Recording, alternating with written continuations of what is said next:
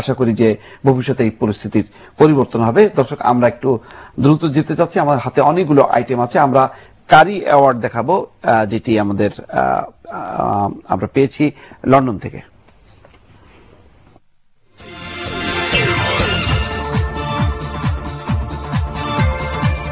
বাংলাদেশি শেফদের সুনাম সারা বিশ্বে। রেস্টুরেন্ট ব্যবসায় বিশ্বের বিভিন্ন দেশে সফলতা দেখিয়েছেন বাংলাদেশিরা।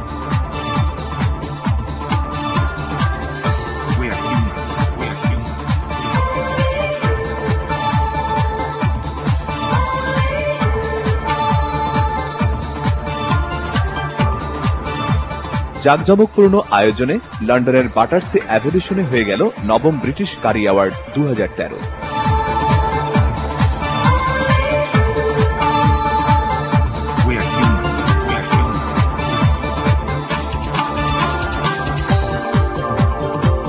Machinations of the mind are a weird and wonderful thing. That's how we live, strive, why we're alive. British curry ইন্ডাস্ট্রির শ্রেষ্ঠ রেস্তোরাঁ সমূহে 12টি বিভিন্ন ক্যাটাগরিতে শ্রেষ্ঠত্বের স্বীকৃতিতে এ পুরস্কার দেওয়া হয়। Who cares? As long as it's running for 20 years, and to get an award like this, it's an achievement for the family as well as for us, and it's like it's brilliant, basically. 200 বছরের ইতিহাসে প্রথমবারের মতো কোন British প্রধানমন্ত্রী এ অনুষ্ঠানে যোগ দেন। এ সময় তিনি বলেন, ব্রিটেনের জাতীয় ঐতিহ্যের অংশ হয়ে উঠেছে কারি শিল্প। Let me promise you this. We will work through this together. We'll continue to help you to get the skilled Asian chefs that you need. And we will also work with you to train up the next generation of homegrown chefs.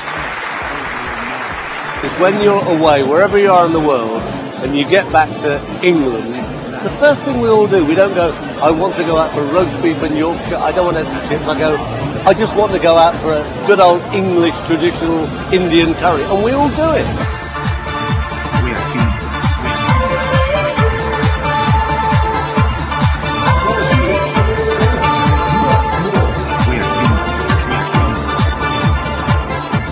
কারি অ্যাওয়ার্ডের প্রতিষ্ঠাতা Enam Ali MBA তার বক্তব্যে বাংলাদেশের বর্তমান রাজনৈতিক পরিস্থিতি উত্তরণে British প্রধানমন্ত্রীর হস্তক্ষেপ কামনা করেন।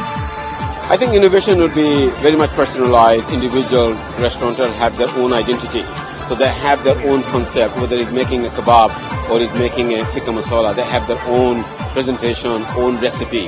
And you go to walk into the restaurant and it's just like, this is, X-Men own the restaurant, so they have all signature dish. And I see this is the future. দর্শক দেখলেন British curry award 2013, যেখানে এটা আমাদের গর্বের ব্যাপার যে British প্রধানমন্ত্রী সে award দিয়েছেন, এবং যাদের দেখলেন ইংরেজিতে আমরা কথা দেখলাম, কিন্তু আসলে যারা পেয়েছেন সবই হচ্ছে বাংলাদেশি বংশোদ্ভূত, সুতরাং এটি আমাদের গর্ব।